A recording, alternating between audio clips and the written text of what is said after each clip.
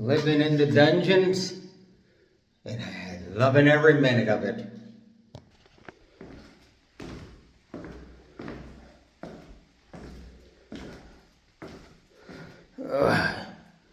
Got to get up in the morning to take her out. How could you love living off grid? Well, I lose weight. You got to work to survive in this lifestyle.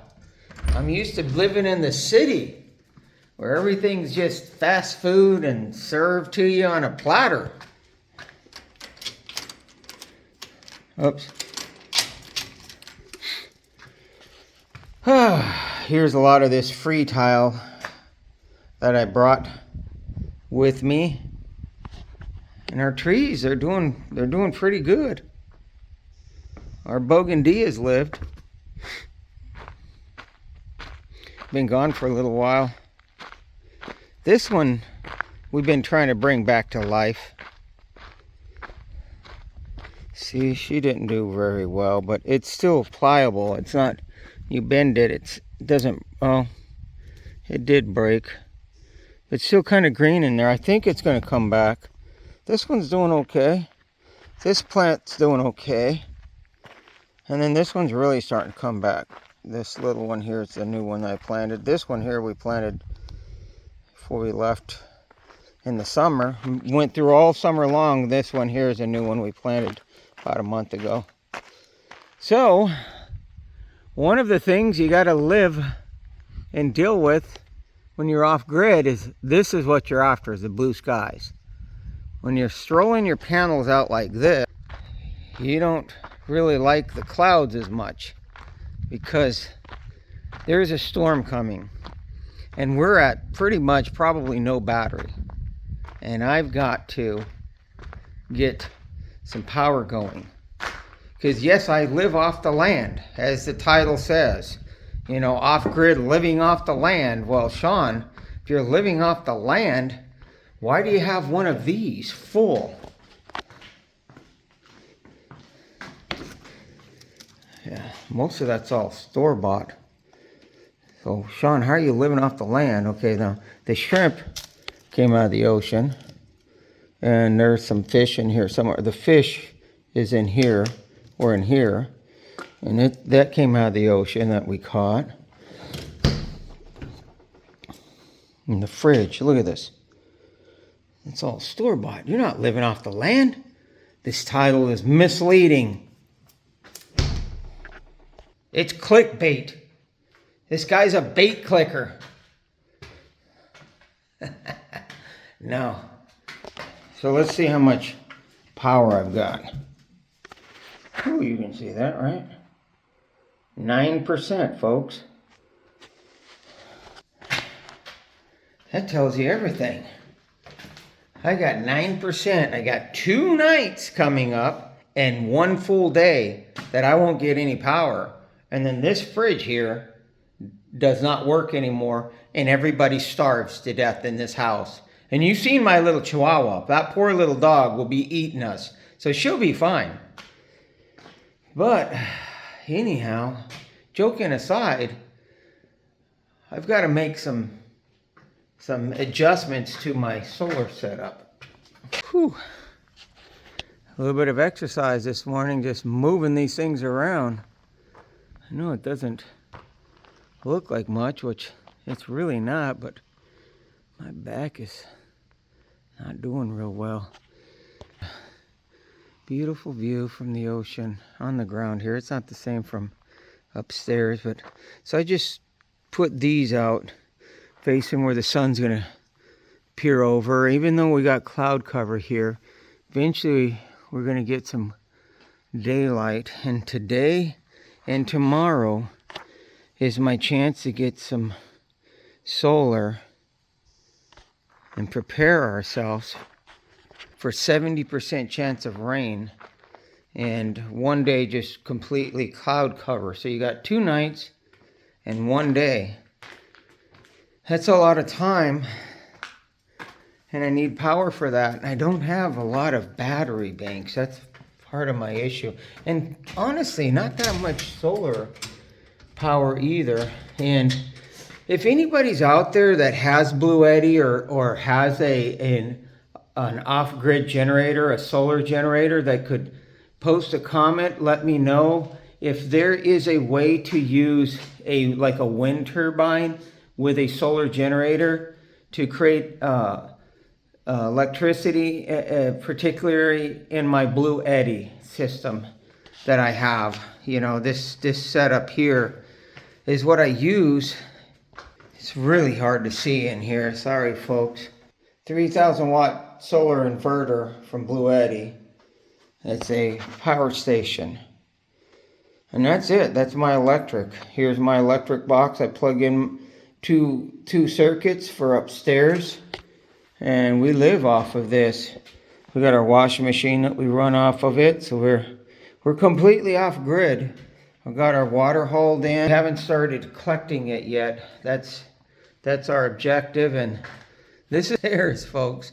It's a wreck. All these material here, I'm going to build like everything's dark, but in here is one of the bedrooms. I got to build a closet to support a structure up here for upstairs where my bathtub's at. There's a lot of things we still have to finish with the home, but we're getting there, and we live frugal. I live very frugal here. I don't spend very much money. In fact, I even turned off my utilities in America because we plan on being here for quite a spell. And I'm enjoying it. Fishing and just living off the land as much as possible.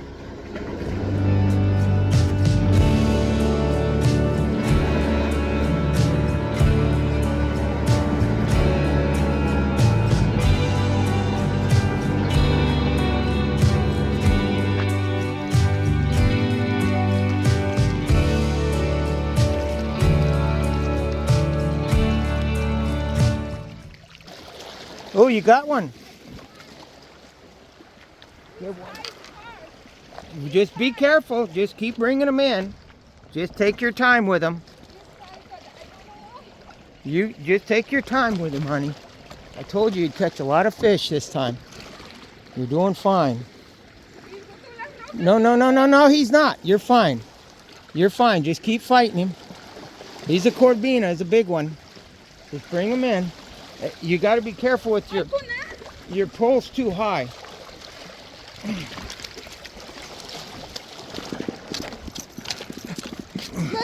He's a big one.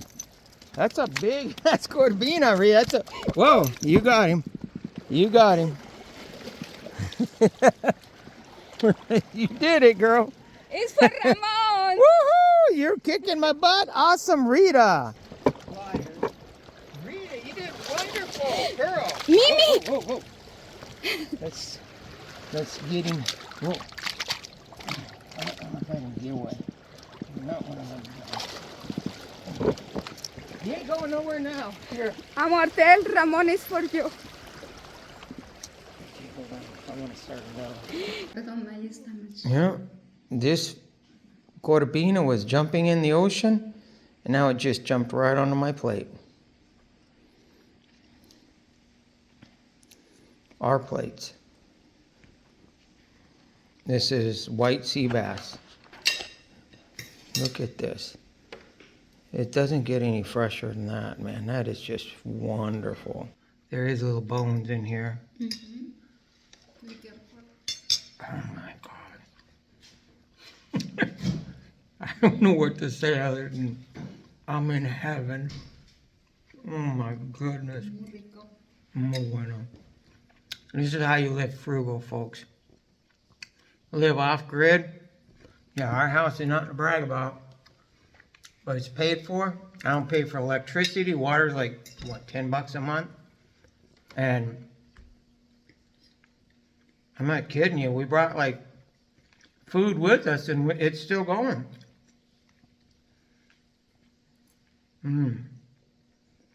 Nothing better than the fish you catch out of the ocean and ends up on your dinner plate.